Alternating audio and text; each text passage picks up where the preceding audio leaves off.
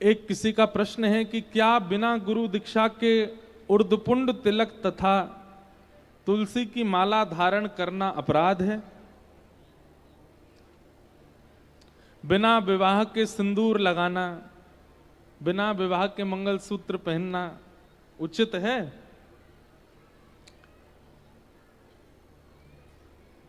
लेकिन इसमें एक बात हम कहेंगे, भक्तिमती मीराबाई बचपन से ही ठाकुर जी को पति मानती थी और बचपन से ही एक पतिव्रता का जो स्वरूप होता है वो कभी कभी धारण कर लेती थी, क्योंकि उनकी भावना, उनकी इच्छा, उनका हृदय इतना स्पष्ट था ठाकुर जी के प्रति कि चाहे कुछ हो जाए, मेरे तो गिरधर गोपाल दूसरों ना कोई, जाके सिर मोर मुकुट मेरो पति सोई। तो अगर आपके चित्त में भाव अच्छे नहीं है, अगर आप सत्संग नहीं करते हो, अगर आप नियमित रूप से कथाएं नहीं सुनते हो, महत जनों को प्रणाम नहीं करते हो, वृंदावन नहीं जाते हो, भावनात्मक प्रेम ठाकुर जी के प्रति आपके चित्त में अगर नहीं है तो इसका अधिकार आपको नहीं है। लेकिन आप ठाकुर जी से बहुत प्रेम करते हैं, ठाकुर जी की नित्य कथा सुनते हैं, नित्य सत्संग करते हैं, पर अभी तक गुरु दीक्षा नहीं मिली है, तो आप ठाकुर जी को अर्पित करने के बाद थोड़ा सा चंदन माथे से लगा सकते हैं, कंठी गले में पहन सकते हैं। लेकिन सांप्रदायिक तिलक जो होते हैं वो लगाने का अधिकार तो गुरु दीक्षा के बाद ही है। अगर आप रामानुज संप्रदाय से हैं तो श्री लगाने का अधिकार गुरु प्रदान करेंगे।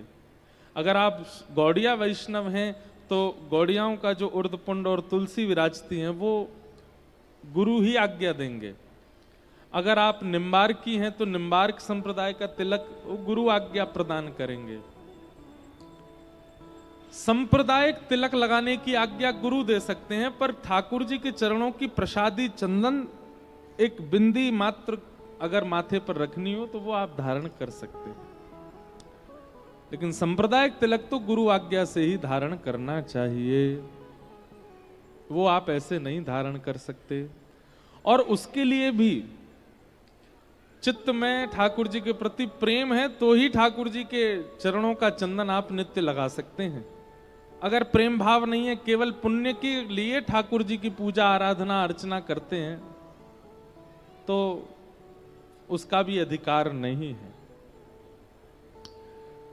फिर दूसरा प्रश्न किन्हीं का है, हमसे दीक्षा लेनी है पर हम अभी देते नहीं हैं। हमारे पूज्य गुरुदेव भगवान पूज्य पिताजी महाराज दीक्षा देते हैं, जिसकी भी इच्छा प्रकट होती है हम निवेदन करते हैं कि उनसे ले लीजिए। आपको हम में गुरुत्व का दर्शन हो रहा है तो हमको जिन्होंने गुरु रूप में दिखाया वो हमारे गुरु हैं, आप उन्हीं से दीक्षा ले लीजिए। हमारी दीक्षा लेने का क्रम कभी बनता है, कभी मन होता है, कभी नहीं होता। हम अभी स्पष्ट नहीं है इस रूप में कि हमको दीक्षा देनी चाहिए कि नहीं। इसलिए अगर प्रतीक्षा कर सको तो करिए, पता नहीं कब मन हो जाए। और मन नहीं होगा, हमारे लाल जी आज्ञा नहीं कर रहे हैं अभी हमें। पिताजी महाराज का तो भाव है, हमारे संप्रदाय के आचार्यों ने भी निवेदन किया है, पर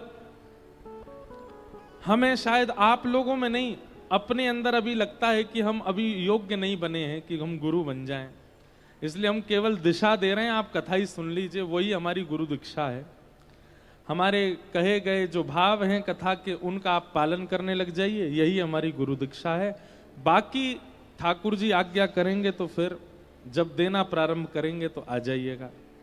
पर हम पहले ही बता दें, हम बड़े गुरु बनेंगे तो बड़े स्ट्रिक्ट वाले बनेंगे, ऐसे नहीं बनेंगे। हमने सोच रखा है कि हम गुरु दीक्षा भी परीक्षा लेकर के देंगे। पहले परीक्षा होगी और परीक्षा में जो पास होगा उसी को गुरु दीक्षा मिलेगी। मतलब ऐसे नहीं राह चलते पहुंच गए, महाराज जी संघ चक्र दे दो, गुरु मंत्र दे दो, हो गए कल्याण, फिर भूल भाल गए बाद में। अरे ये बहुत बड़ा अपराध है। आपको तो कुछ नहीं होगा, पर जिसने दीक्षा दी उसको दंड मिलेगा। ये तुमने बिना अधिकार जाने कैसे दीक्षा दे दी। तो इसलिए आप लोग कथाएं सुनते रहिए, एक एक शब्द बहुत ध्यानपूर्वक सुनिए और पालन कीजिए। हमारा जब भाव बनेगा तो हम देंगे, और तब तक प्रतीक्षा नहीं है तो पूज्य गुरुदेव भगवान, पूज्य पिताजी महाराज, हमारे गुरुदेव विराजमान हैं, आप उनसे दीक्षा ग्रहण करो। फिर किसी का भाव है कि हम रोज नाम जप करते हैं लेकिन कुछ वजह से रोज फॉलो नहीं कर पाते, नाम जप स्थिर करने के लिए क्या कर सकते हैं? आपने नाम जप को केवल एक नियम मान रखा है, इसलिए आप रोज नहीं कर पाते। नाम जप को जिस दिन आप जरूरत मान लोगे, जिस दिन आप आदत मान लोगे, जिस दिन आप अपनी रिक्वायरमेंट मान लोगे, उस दिन आप रोज करने लगोगे। अन्न रोज खाते हैं, क्यों खाते हैं? क्योंकि हमारी जरूरत बन चुका है। जल रोज पीते हैं क्योंकि जरूरत बन चुका है। अब यहां कई पढ़े लिखे लोग ये भी कह सकते हैं अन्न और जल तो शरीर का पोषण है, नाम से क्या पोषण हो रहा है, इससे क्या पोषण हो रहा है? कुछ भी नहीं, लेकिन इसको भी रोज चलाते हैं ना। अगर आप हमसे तर्क करने आओगे तो हम आपसे बड़े कुतर्की हैं, इसका भी कोई अभिप्राय नहीं है, इससे कोई शरीर नहीं चल रहा है हमारा, लेकिन फिर भी चलिए, जरूरी कॉल्स हैं, जरूरी बातें हैं, वो ठीक है। आप पूरे दिन अगर अनुमान लगाएंगे तो जरूरत इसकी केवल 2 या 3 बार ही थी जो बहुत जरूरी थी, उसके अलावा तो बेफिजूल में यूज किया आपने। जैसे आदत इसकी लग गई है। अच्छा एक बात करो, इसमें एक नया नियम बनाते, चलो जिस दिन नाम जप नहीं कर पाओ उस दिन फोन भी मत चलाना। लो अब करो। क्यों? अब आप लोग विचार करेंगे, फोन चलाना इतना जरूरी है कि उसके चक्कर में नाम जप रोज करोगे? भाई करना ही पड़ेगा, उसके बिना तो हम यूज ही नहीं कर सकते। तो नाम जप को आप पहली बात तो नियम मत मानिए। देखो, व्यक्ति को जब अपना शरीर बनाना होता है ना, मोटापे से पतला होना होता है, तो वो सुबह घूमना शुरू करता है, जिम जाना शुरू करता है, लेकिन उसको केवल एक मस्ती मजाक में अगर लेता है तो 10-5 दिन बाद छोड़ देता है। लेकिन उसको सीरियस ले लेता है, जरूरत मान लेता है, तो घर में विवाह भी होता है तो भी वो जाता है और जाके करके आता है। जरूरत जब हम किसी वस्तु की अपने जीवन में मान लेते हैं, किसी वस्तु को प्रायोरिटाइज कर देते हैं, प्रायोरिटी देते हैं अपनी लाइफ में, तो फिर उसका करना हमारे लिए आवश्यक बन जाता है, उसके बिना हम कर ही नहीं सकते आगे, आदत बन जाती है हमारी। नाम जप नियम नहीं है, आदत बनाइए। नाम जप नियम नहीं है, जरूरत बनाइए। उसके बिना आपका दिन, शुरुआत दिन का कोई कार्य नहीं होगा, ऐसा एक नियम बना लीजिए, नाम जप होगा। जिस प्रकार श्वास लेना, पानी पीना, अन्न सेवन करना आवश्यक है, ऐसे नाम आवश्यक हो जाए। आपने नाम को एज अ ग्रांटेड ले रखा है, इसलिए आप छोड़ देते हो, फॉलो नहीं कर पाते। पर जिस दिन उसको जरूरत मान लोगे, अपने आप होगा, वो नियम बन जाएगा। तो इसलिए जिनका ये भाव है फॉलो नहीं कर पाते, ऐसे फॉलो करो। आपकी जो जरूरत है, जिसको आप कभी नहीं छोड़ते, उसके लिए नियम बना लीजिए, ये तब तक नहीं करूंगा जब तक नाम जप नहीं होगा। तो नाम जप उस बहाने से होगा, और एक दिन ऐसा होगा कि नाम जप आपकी आदत बन जाएगा, नाम जप आपकी जरूरत बन जाएगा, नाम जप आपकी आवश्यकता बन जाएगा। फिर आप कभी ये प्रश्न नहीं पूछोगे कि अब छूटता है। आप हमसे बल्कि ये पूछोगे, नाम जप के चक्कर में महाराज जी हमारा भोजन छूट जाता है, नाम जप के चक्कर में हमारा व्यवहार छूट जाता है, नाम जप के चक्कर में श्रृंगार छूट जाता है, नाम जप के चक्कर में ये छूट जाता है, तब अच्छा है, नाम जप प्रायोरिटी बन जाएगा। तो ये कुछ भाव थे। आज कथा क्रम बहुत ज्यादा है, इसलिए हम सीधे कथा में ही प्रवेश करें। क्रम मात्र पूर्ण करके कथा को आज विश्राम देंगे, बीच में कोई चर्चा मन में आएगी तो करेंगे। श्री गिरिराज धरण की जय। ठाकुर जी ने गिरिराज जी धारण किए। इंद्र को पता चला कि भाई मैंने बहुत बड़ा अपराध कर दिया, मैंने ठाकुर जी की परीक्षा ले ली। भगवान से आकर के क्षमा मांगने लगा।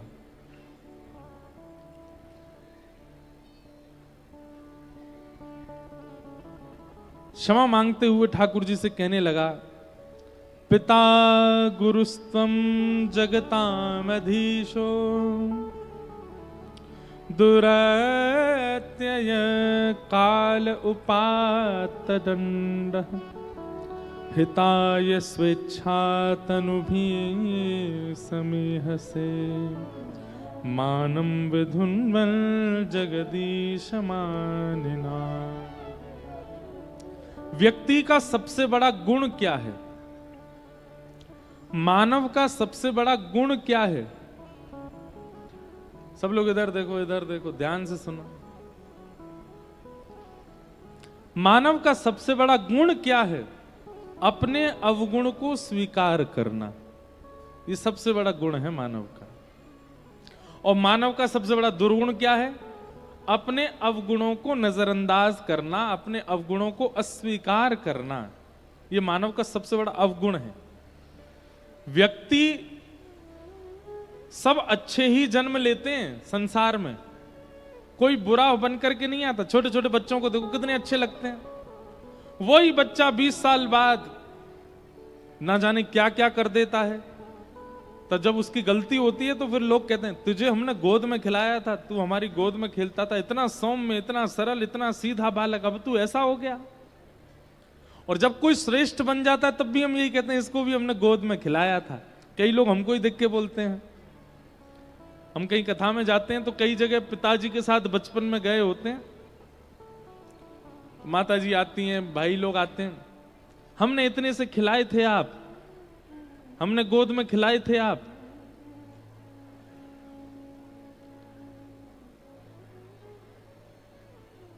एक बार हम अपने जीवन की दूसरी कथा करने, पहली कथा द्वारिका में हुई, दूसरी कथा हुई हमारी न्यूयॉर्क में, अमेरिका में। तो जैसे ही वहां गए तो एक माता जी मिली एयरपोर्ट पर ही। जैसे ही बाहर आने लगा तो एक टॉफी मुझे दिखाने लगी ऐसे।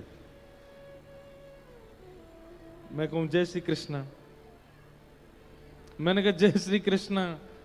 नहीं पहचाने मुझे। मैंने कहा नहीं, आप 4 साल के थे तब आए थे अपने माता पिता के साथ। ये टॉफी मैं ऐसे दिखाती थी, दौड़ के आते थे मेरे पास। मैंने कहा अब कैसे दौड़ के आऊं मैया। और मैंने कहा तब दौड़ के आया तो गोद में ले लिया था, अब ले लोगी आप। और फिर वो 7 दिन तक उन्होंने कथा नहीं सुनी। जितने श्रोता आते थे सबको यही बताती थी, मैं ऐसे करती थी टॉफी, ये दौड़ के आते थे मेरे पास। कहने का अभिप्राय क्या है? आपका बाल्यकाल जो होता है ना, वो इतना सुंदर होता है, इतना सुधरा हुआ होता है, इतना सौम्य होता है कि बड़े होकर के भले ही आप श्रेष्ठ बनो, भले ही आप पापी बन जाओ, लोग आपके बाल्यकाल को याद करके आपको स्मरण कराते हैं कि आप ऐसे थे बचपन में। इसका मतलब क्या है कि बुरा कोई जन्म नहीं लेता, सब अच्छे ही जन्म लेते हैं।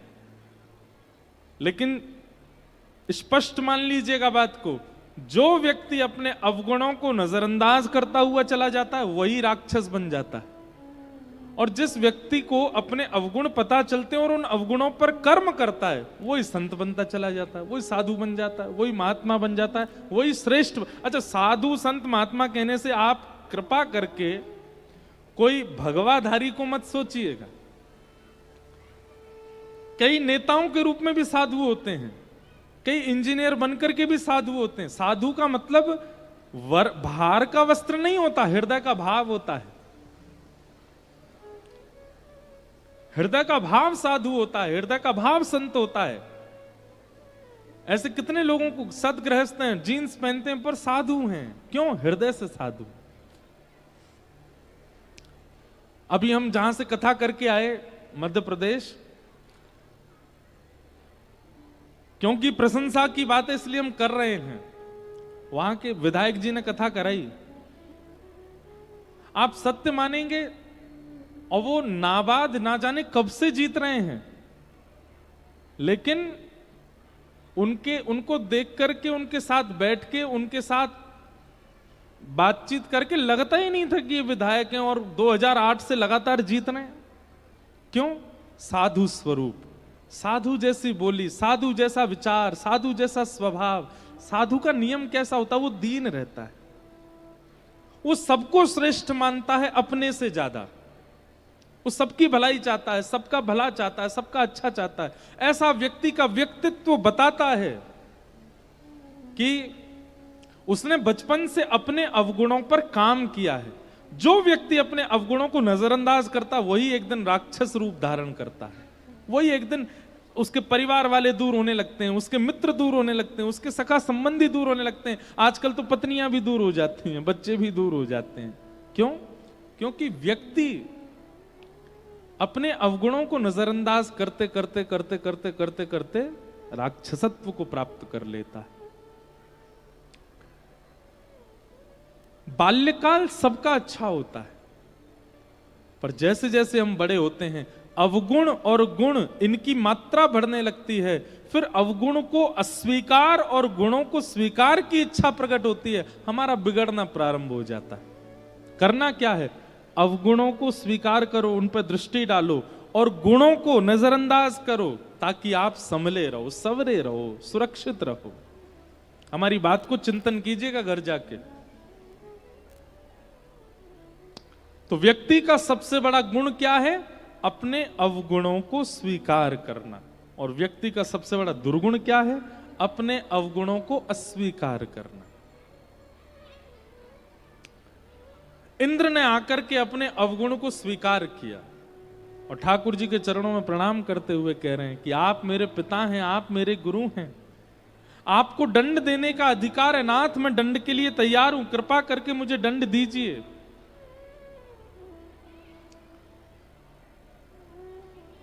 भगवान ने इंद्र को कहा कोई दंड नहीं है, केवल अपने अभिमान में मत आया करो अपनी पदवी के। तुम इंद्र हो, इस बात का कभी अहम मत किया करो।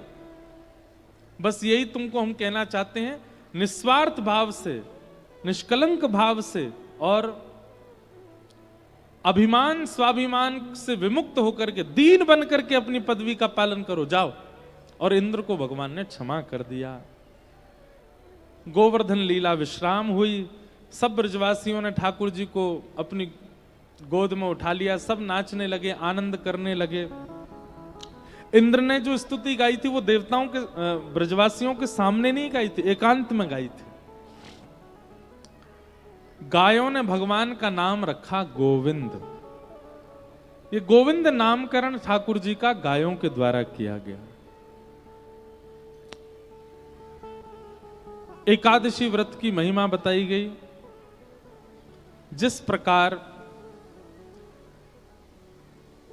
देखो, प्रेम का एक स्वरूप होता है कि आप अपने प्रेमी के लिए कुछ त्यागते हो तो आप प्रेमी माने जाते हो। बहुत ध्यान से सुनिएगा सब लोग, इधर देखिए। आप अपने प्रेमी के लिए कुछ त्यागते हो तो आप प्रेमी माने जाते हो। और क्षमा कीजिएगा, जहां आप कुछ नहीं त्यागते, आप पहले ही अपनी पत्नी को बोल देते हो मेरा तो ऐसा नियम है, मैं तो ऐसे रहता हूं, ये खाता हूं, वो खाता हूं, यहां जाता हूं, वहां जाता हूं, ये करता हूं, वो करता हूं, ऐसा है ऐसा है ऐसा है, तुम देख लो, तुम रह सको तो। पत्नी कहे मुझे सब मंजूर है, पर एक दो चीजें इसमें से देख लो, आप ठीक कर सको। नहीं नहीं नहीं, ये तो ऐसे ही रहेंगी। प्रेम नहीं होता है, फिर कॉम्प्रोमाइज होता है, फिर वो प्रेम नहीं है। प्रेम में तो कुछ त्याग पत्नी करती है, कुछ त्याग पति करता है, तभी तो प्रेम होता है। ठीक वैसे ही त्याग से ही प्रेम का प्रारंभ है। एकादशी के दिन वैष्णव यदि अन्न नहीं त्याग पाते हैं तो कैसा प्रेम है ठाकुर जी के प्रति। आप एक दिन अन्न नहीं खाते, अपने प्रेम के। एकादशी के बहुत महात्म है, पर एक महात्म यह भी है कि आप अपने प्रेमी के लिए, आप अपने ठाकुर जी के लिए, आप अपने गोपाल जी के लिए एक दिन अन्न सेवन नहीं करते, त्याग दिखाते हैं, त्याग करते हैं। और त्याग, एक और बात, मैंने एक शब्द बोला दिखाते हैं, दिखाते नहीं, दिखा करके नहीं करना है, बता करके नहीं करना है, शोर करके नहीं करना। त्याग तो कर दिया जाता, पता भी नहीं चलता सामने वाले को। वो प्रेम का त्याग उचित है। आप सौभाग्य मान करके अन्न मत पाया कीजिए एकादशी के दिन। कोई जबरदस्ती नहीं, आज तो एकादशी खाना ही नहीं है मुझको, मेरे सामने अन्न मत खाना, मन कर जाएगा नहीं तो मेरा, ए रोटी मत खा, चल उधर जाके खा, मुझे दिखाई नहीं देना चाहिए, ऐसी एकादशी नहीं। एकादशी सौभाग्य मान करके करो। चाहे 56 भोग कोई आपके सामने खा रहा हो, नहीं, आज तो हम अपने प्रियतम के लिए व्रत किए हैं। आज चाहे बहुव्यंजन सामने आ जाएं, नहीं पाएंगे। करवा चौथ का व्रत एक पत्नी सौभाग्य मान करके करे तो उसका लाभ है। केवल एक रिचुअल मान करके, एक परंपरा मान करके करे, उसका कोई लाभ नहीं। तो एकादशी, उस दिन अन्न में पाप का निवास होता है, इसलिए कृष्ण भक्त वैष्णव एकादशी के दिन अन्न नहीं पाते। अब लेकिन हमारे वृंदावन में जाओ, वहां पर हरिदासी परंपरा, हरिवंशी परंपरा, वहां पर एकादशी व्रत नहीं होता। उनके यहां एकादशी का नियम नहीं है। तो वहां उनकी पद्धति अगर देखोगे तो उस पद्धति में नहीं करना ही उचित है, क्योंकि वहां आचार्यों ने मना किया है। हरिवंशियों का भाव ऐसा है कि भाई कल ठाकुर जी ने भोग लगाया, हम कल नहीं पा पाए, कल थी दसवीं और आज है एकादशी, तो कल ठाकुर जी को जो भोग लगा आज वो भोग ही है, वो अन्न नहीं हो सकता, हम उसको पाएंगे। ठाकुर जी को पधराने के बाद कोई अन्न नहीं है, सब प्रसाद है, प्रिया प्रियतम का अधरामृत है, हम तो पाएंगे। तो इसलिए उस परंपरा में एकादशी ना करने का नियम है, वह उस परंपरा के अनुसार उचित है। विवाह की परंपरा सब जगह अलग अलग होती है। हिमाचल में अलग है, उत्तर प्रदेश में अलग है, राजस्थान में अलग है, बंगाल में अलग है, दक्षिण में अलग है, कश्मीर में अलग है। परंपरा पद्धति अलग हो सकती है, पर है तो विवाह। ठीक वैसे ही कहीं कहीं एकादशी का नियम नहीं है, लेकिन आपको अपनी परंपरा देखनी, हम किस परंपरा से, उसमें एकादशी है तो हमें करना है। कई स्कूल होते हैं वहां पे यूनिफॉर्म होती है, कई स्कूल होते हैं वहां यूनिफॉर्म नहीं होती, बच्चे घर के कपड़ों में आते हैं। तो सब स्कूलों का अपना अपना नियम है, पढ़ाई तो हो रही है ना। ठीक उसी प्रकार एकादशी करना एक वैदिक नियम है, लेकिन अगर आप किसी परंपरा से हैं, जैसे कि हरिदास परंपरा से, जैसे कि हरिवंश परंपरा से, उस परंपरा में अगर आप व्रत नहीं करते हो तो कोई दिक्कत नहीं है। आज तो बहुत ही हल्ला कर रहे हैं पीछे वाले, कोई उनको कह दो भैया ने शांति हो जाए तो हम धीमे धीमे कथा सुना दें। हमको बहुत शांति प्रिय लगे तो फिर और अच्छे भाव आते हैं। कोई पीछे वाले हो तो कह देना, और कोई बोल रहा हो तो आप अगल बगल में कह दो भैया ने शांत है जाओ। ऊपर वाले भी पीछे जा जाके बोल रहे हो भैया शांति से बैठो सब। तो अब जैसे जगन्नाथपुरी में भी एकादशी नहीं होती, वहां एकादशी का भाव अलग है। जगन्नाथपुरी में एकादशी क्यों नहीं होती सुनो। जगन्नाथपुरी में अगर आप होटल में खा रहे हो, जगन्नाथपुरी में बाहर रेस्टोरेंट में खा रहे हो एकादशी के दिन, तो पाप लगेगा आपको। लेकिन जगन्नाथपुरी में अगर एकादशी वाले दिन मंदिर का महाप्रसाद अगर आप पा रहे हो तो कोई दोष नहीं है। क्यों? क्योंकि श्री जगन्नाथपुरी में ऐसी भावना है कि श्री क्षेत्र में रसोई जो है वो लक्ष्मी ही बनाती है, वहां कोई मानव लक्ष्मी सिद्ध नहीं करता। श्री क्षेत्र जगन्नाथपुरी में रसोई लक्ष्मी ही बनाती हैं, और लक्ष्मी के हाथों बना गया जो प्रसाद है उसमें कभी पाप निवास नहीं कर सकता। इसलिए एकादशी के दिन वहां पर कोई पाप नहीं। बल्कि ऐसा कहते हैं कि अगर एकादशी के दिन आप जगन्नाथपुरी में हो तो और दिन से ज्यादा पाओ, आकंठ पाओ। अब दूसरी बात, चाहे हरिवंश परंपरा हो, चाहे हरिदास परंपरा हो, चाहे हमारे जगन्नाथपुरी की परंपरा हो, इन तीनों परंपराओं में एकादशी के दिन आप चावल खा रहे हैं, आप दाल खा रहे हैं, आप अन्न खा रहे हैं, ऐसी भावना अगर चित्त में रखोगे तो अपराध लगेगा। आप प्रसाद पा रहे हो तो अपराध नहीं लगेगा। उसके प्रति अन्न की बुद्धि नहीं होनी चाहिए। समझ रहे हैं बात को? चावल के प्रति अन्न की बुद्धि नहीं। अब यहां पर पास में ज्वालामुखी देवी हैं, दर्शन किए सबने? आपके तो यहीं की हैं तो करते ही होंगे, हम तो कभी कभी करते हैं। इस बार तो नहीं जा पाए, इस बार तो बगुलामुखी गए, कांगड़ा गए, हमारी कुल देवी को प्रणाम करने गए, चिंतपूर्णी ज्वाला जी नहीं गए, नहीं तो हर बार जाते हैं। अब ज्वालामुखी मंदिर में ज्वाला प्रकट होती है, उसको कोई अग्नि नहीं मानता, उसको सब देवी मानते हैं और सब ऐसे स्पर्श करते हैं, थोड़ी थोड़ी ज्वाला जो जहां से लौ उठ रही होती वहां से स्पर्श करके माथे से लगाते हैं, ये भाव रखते हैं कि ये देवी ही हैं। अगर व्यवहार दृष्टि से देखोगे तो अग्नि है, लेकिन भाव दृष्टि से देखोगे तो देवी है।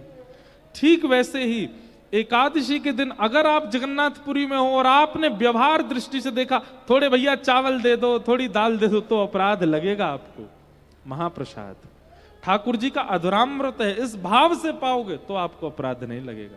उसके प्रति धातु बुद्धि नहीं रखनी है, उसके प्रति व्यंजन बुद्धि नहीं रखनी है, उसके प्रति अन्न बुद्धि नहीं रखनी है, प्रसाद बुद्धि रखो, नहीं लगेगा।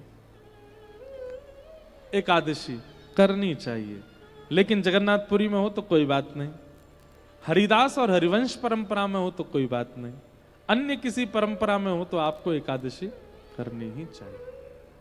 वैष्णव की 3 निष्ठा होती हैं, तुलसी निष्ठा, नाम निष्ठा और एकादशी निष्ठा। हमारे नामदेव जी महाराज महाराष्ट्र में हुए, इतनी सुंदर कथा है उनकी। एकादशी व्रत नहीं छोड़ते थे और उनका नियम ऐसा था कि वो खुद तो एकादशी करते थे, घूम घूम के देखते और थे कौन अन्न खा रहा है। अगर उनको कोई अन्न खाता हुआ दिख जाता था तो उसके हाथ पांव पकड़ लेते थे, हाथ जोड़ दे, सौगंध दे देते, अन्न नहीं खाओगे। अरे भाई तुम्हारी एकादशी तुम ही कर लो, हमसे क्यों करवा रहे हो? नहीं नहीं नहीं नहीं, मेरी एकादशी का यही नियम है कि मैं खुद भी नहीं खाऊंगा, किसी को भी नहीं खाने दूंगा। ऐसे श्री नामदेव जी, एक दिन भगवान बोले नामदेव की हम परीक्षा लेते हैं, और एक दिन इनसे ब्राह्मण का रूप धारण करके भगवान पहुंच गए नामदेव जी के पास। एकादशी का दिन नामदेव जी के द्वार पर आकर के भगवान दीनहीन से ब्राह्मण बने और महाराज धड़ाम से आकर के गिरे, अरे कोई भोजन करा दो, मैं भूखा प्यासा ब्राह्मण, मैं भूखा प्यासा साधु, 10 दिन से 15 दिन से भूखा हूं, मेरे प्राण निकल रहे हैं, कोई भोजन करा दो, कोई रोटी खिला दो, कोई अन्न पवा दो। नामदेव जी महाराज दौड़े दौड़े आए, आकर के उनको उठाया, अपने घर में ले गए। बोले महात्मा आप कहां से चले? बोले हम बहुत दूर से चले आ रहे हैं, भैया कुछ पवा दो, भूख लग रही है, बहुत दिन से कुछ पाया नहीं हमने। पत्नी से बोले जल्दी फल लेकर के आओ, महाराज जी को भूख लगी है। नहीं नहीं फल नहीं खाने बेटा, रोटी दाल चावल सब्जी खवाओ, भूख लगी है बहुत जोर की, हम इतने दिन से भूखे। नामदेव जी बोले आज एकादशी है, आज अन्न चावल रोटी नहीं खा सकते। अरे भैया तुम्हारे आगे मेरे प्राण निकल रहे हैं, तुम मुझे क्यों दिला रहे हो याद कि आज एकादशी? अरे एकादशी तुम कर लो ना, मुझे तो खिला दो। नहीं नहीं नहीं महाराज, आज एकादशी आप केला खाइए, आप सेब खा लीजिए, दूध पी लीजिए, आज एकादशी है, अन्न नहीं बनेगा हमारे यहाँ। सामने पड़ोसी खड़े हो गए, वो बोले ए महाराज जी आप एक काम करो, हमारे घर आ जाओ, हम आपको रोटी बना के पवा देते हैं। ये नामदेव तो सबके पीछे पड़ा रहता है, आप आइए, हम खवाएंगे आपको। नामदेव जी ने अपने घर की किवाड़ लगा दी, बोले जाने भी नहीं दूंगा कहीं, मेरे यहां आए हैं तो यहीं रहना पड़ेगा आपको। भगवान बोले अजीब जिद है तुम्हारी, खुद हमको खाने नहीं दोगे, कहीं और जा रहे हैं तो वहां जाने नहीं दोगे? अरे मेरे प्राण निकल जाएंगे। नहीं निकलेंगे ना, आप केला खाइए, सेब खाइए, दूध पीजिए, बढ़िया फलाहार है, सब पा लीजिए। नहीं मुझे अन्न ही खाना। बोल अन्न तो नहीं बनेगा और ना मैं आपको खाने दूंगा। कल द्वादशी इतने समय पर लगेगी, तब आप पा लीजिएगा। ब्राह्मण देवता बोले मेरे प्राण निकल रहे हैं, मैं अभी प्राण त्याग दूंगा। नामदेव जी बोले इससे अच्छा क्या होगा, एकादशी के दिन प्राण निकलेंगे, सीधे वैकुंठ जाओगे। ब्राह्मण बोले बड़े विचित्र आदमी हो यार तुम, हम मर जाएं कोई दिक्कत नहीं। बोले नहीं दिक्कत तो है, लेकिन हम आपके प्राण को बचाने के लिए फल दे रहे हैं ना, आपको पा लीजिए। भगवान पड़े गए चक्कर में। थोड़ी देर तो ठाकुर जी रोए, थोड़ी देर जो बहाना किया, लेकिन थोड़ी देर बाद भगवान ने कहा अब इसकी अग्नि परीक्षा लूं। और चलते चलते ठाकुर जी मूर्छित होकर के गिर गए, और जैसे एक व्यक्ति प्राण त्यागते समय श्वास लेता है वैसे लेने लगे, अब ये खिला देगा। लेकिन नामदेव जी हाथ जोड़ करके नाम संकीर्तन करते रहे। अपनी पत्नी से कहा देवी तुम भी करो। जय हो महाराज जी।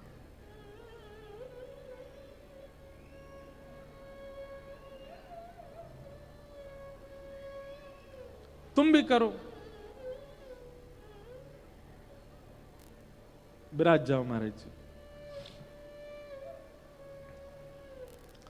नाम संकीर्तन करने लगे, सब अड़ोसी पड़ोसी चिल्लाने लगे, अरे नामा तेरे यहां आज संत प्राण त्याग देंगे, अरे कम से कम कुछ खिला दे।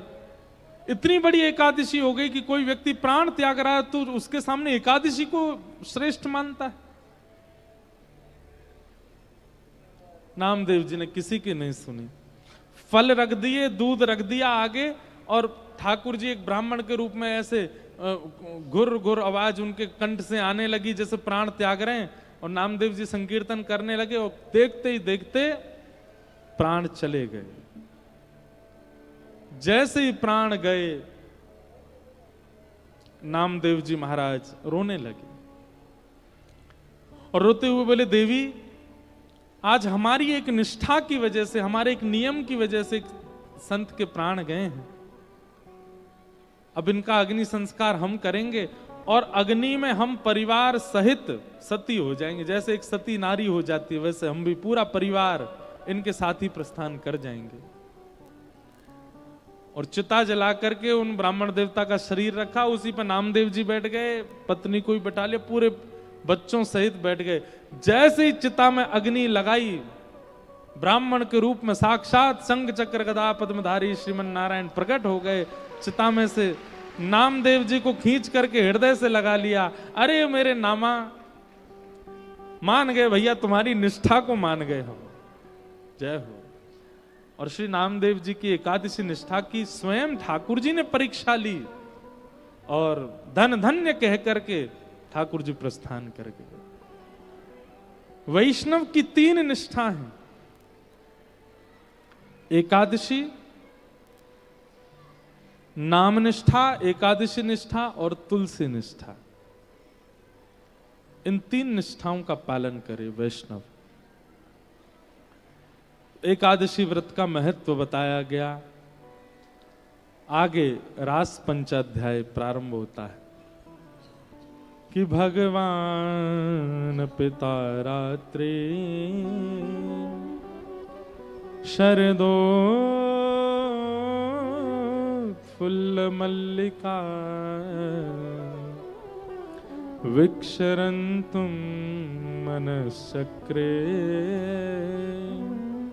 योग मायामुपाश्रित।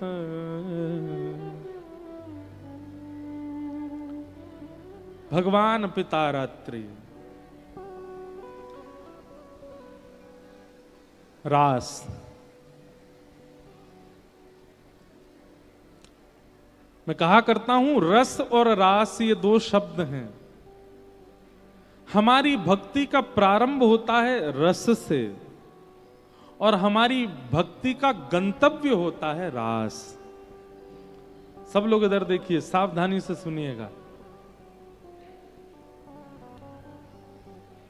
आपने तिलक लगाना शुरू किया, कंठी पहननी शुरू की, नाम जप करना शुरू किया, कथा सुनना शुरू किया, वृंदावन जाना प्रारंभ किया, ये रस है।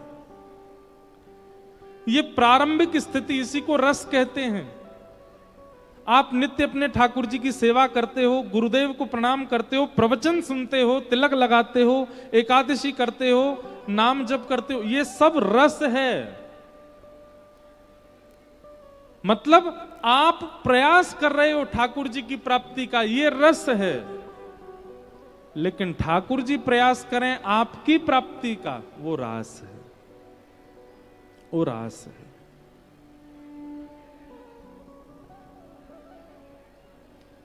आप अपने गुरुदेव से कहते हैं कि गुरुजी हमारे घर आइए, ये रस है। लेकिन किसी दिन अचानक गुरुजी आ ही जाएं बिना बताए, घर के दरवाजे की बेल डोर बजी और सामने गुरुदेव खड़े हैं, ये रास है। जहां आप प्रयास करते हैं अपने प्रियतम की प्राप्ति का, वो रस है। पर आपका प्रियतम सहज होकर के स्वयं आ जाता है आपके सन्मुख, वो रास है। अभी हम आप सब लोग रस में व्यवस्थित हैं, पर कभी कभी रास का अनुभव होता है, कभी कभी रास हो जाता है। आपने कुछ नहीं किया, आपने कोई प्रयोजन नहीं किया, पर ठाकुर जी ने कोई लीला ऐसी की, उस लीला से आप ठाकुर जी के सन्मुख आ गए, वो रास है।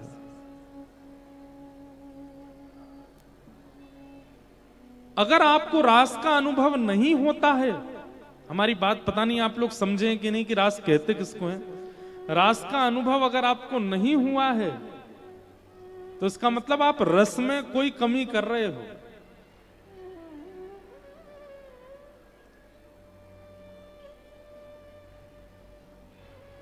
आपका वृंदावन जाने का कोई क्रम नहीं था, दूर दूर तक कोई संभावना नहीं थी, लेकिन अचानक से बैठे बैठे ही कुछ ऐसा हुआ कि आपको जाना ही पड़ेगा, ये रास है। आपने कोई योजना नहीं बनाई, आपने कोई परिकल्पना नहीं की, आपकी कोई व्यवस्था नहीं थी, पर ऐसी योजना बन गई, ऐसी व्यवस्था बन गई, ऐसा माहौल बन गया कि जाना ही पड़ा, ये रास है। रस और रास,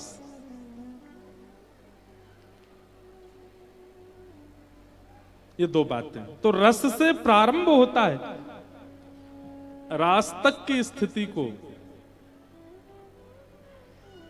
भक्ति का गंतव्य कहते हैं। तो हम सबसे यही निवेदन करते हैं कि कथा क्यों सुननी है, गुरु आज्ञा का पालन क्यों करना है, भक्ति मार्ग में क्यों आना है, भक्ति पथ पर क्यों चलना है, ताकि एक दिन रास का अनुभव हो। मैं कुछ ना करूं, ठाकुर जी योजना बना दें सारी। मीराबाई के साथ रास हुआ, मीराबाई योजना नहीं बनाती थी, ठाकुर जी ही अपने आप ऊपर से ऊपर योजना। अब देखो, मीराबाई कोई भक्ति के मार्ग में नहीं थी।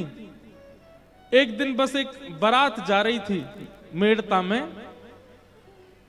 और बारात देख करके छोटी सी मीरा ने अपनी मां से कहा, मां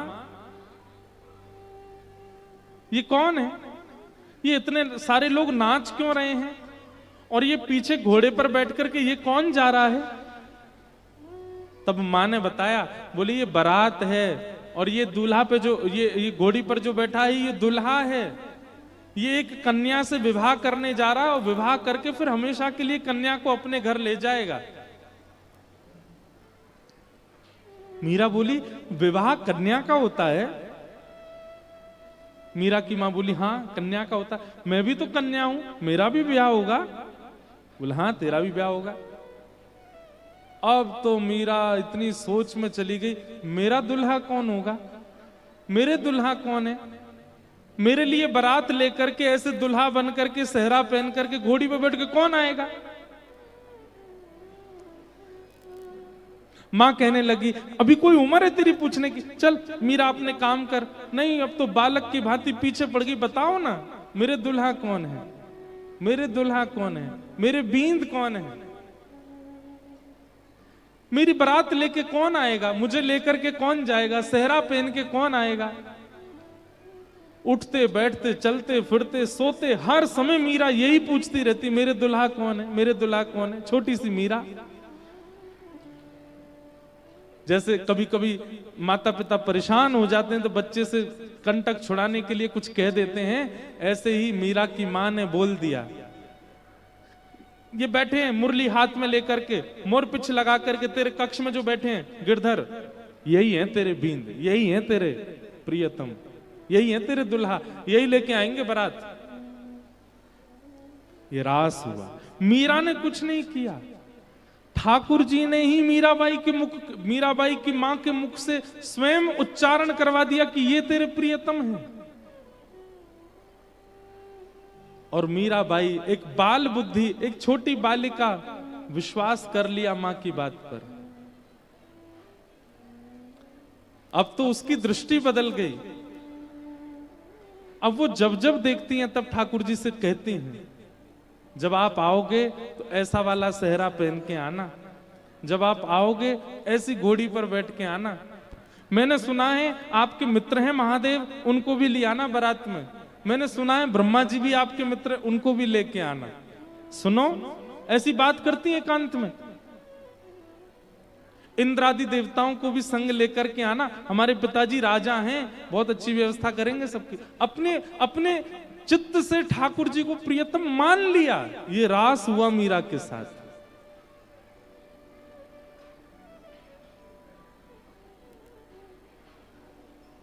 मीरा ने संबंध नहीं बनाया, ठाकुर जी ने बनाया। हम लोग रस में स्थित हैं, हमारी भजन की स्थिति रास में पहुंचे, उसके लिए कथा सुन रहे हैं।